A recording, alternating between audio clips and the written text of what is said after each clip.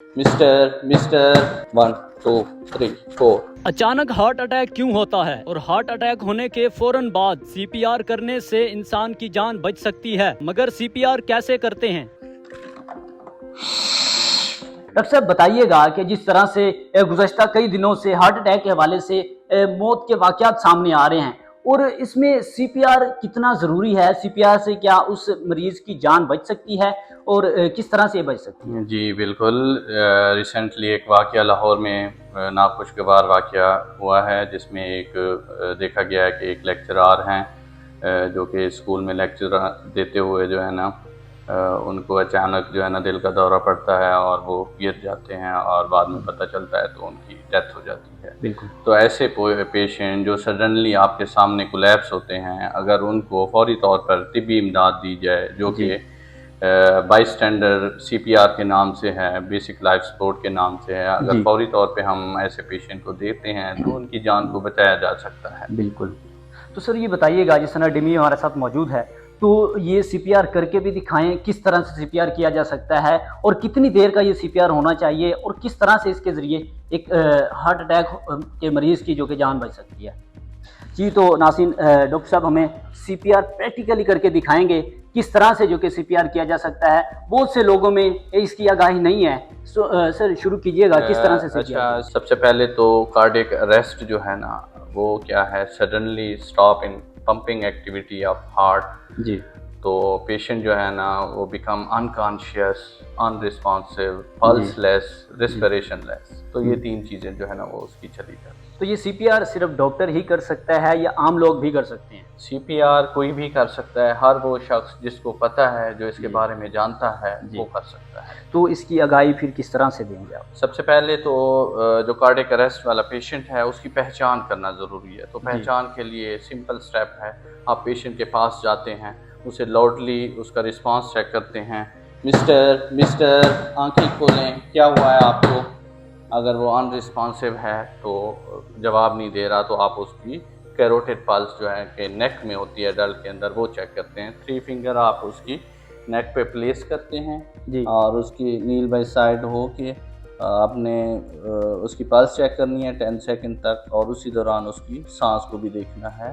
ठीक है। कि चेस्ट राइज एंड फॉल हो रही है कि नहीं हो रही। जी। 10 सेकंड तक आप देखते हैं कि पेशेंट की कैरोटिड पल्स नहीं आ रही, वो सांस नहीं ले रहा, तो फिर आप फौरी तौर पे, अगर आप अकेले हैं तो फिर आप इमरजेंसी सर्विसेज को कॉल करते हैं।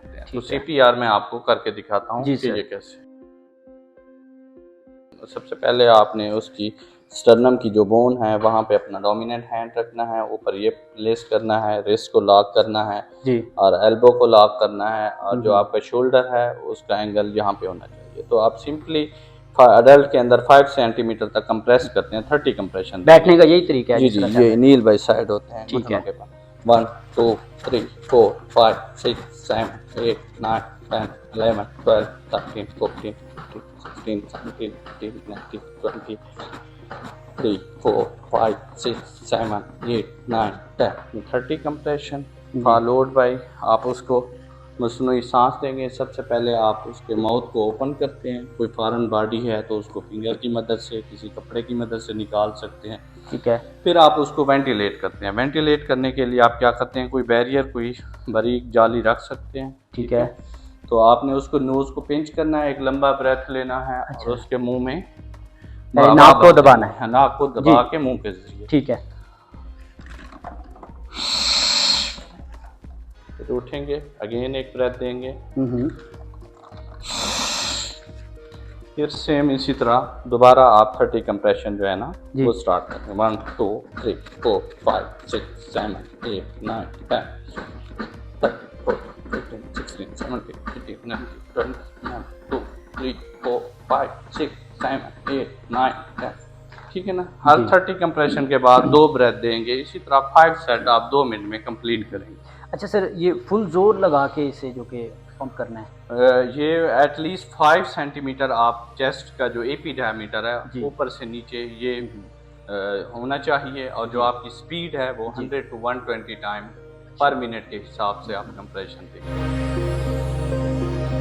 अच्छा सर, ऐसा है कि मोस्टली ये देखा गया है कि ये आमतौर पर घरों में किया ये होता है हार्ट अटैक, तो वहाँ पर मोस्टली मर्द हजरात नहीं होते, तो खवातीन मौजूद होती हैं, उनको ये सीपीआर का तरीका नहीं आता, तो वो भी इसी तरह से कर सकती हैं। बिल्कुल ऐसे हैं, ये कोई भी बंदा जिसने कभी देखा हो, जिसने ट्रेनिंग ली हो, वो ये कर सकता है। ये कब तक देंगे इसका कोई लिमिट नहीं है। आप जब कॉल कर चुके हैं इनिशियली हेल्प के लिए, जब तक हेल्प नहीं आ जाती आप सीपीआर करते रहेंगे। अच्छा। हर 2 मिनट के बाद आप उसको रीअसेस करेंगे कि क्या उसकी कैरोटिड पल्स तो नहीं आ गई, क्या उसने ब्रेथ तो नहीं ले लिया जी। अगर वो ब्रेथ लेना शुरू कर देता है और उसकी पल्सेस आ जाती हैं तो फिर आप उसको जो है ना करवट के बल लिटा के सुला देंगे। अगर नहीं आता तो आप कंटिन्यूअसली सीपीआर करते रहेंगे अनलेस जो है ना आपको हेल्प अराइव हो जाए।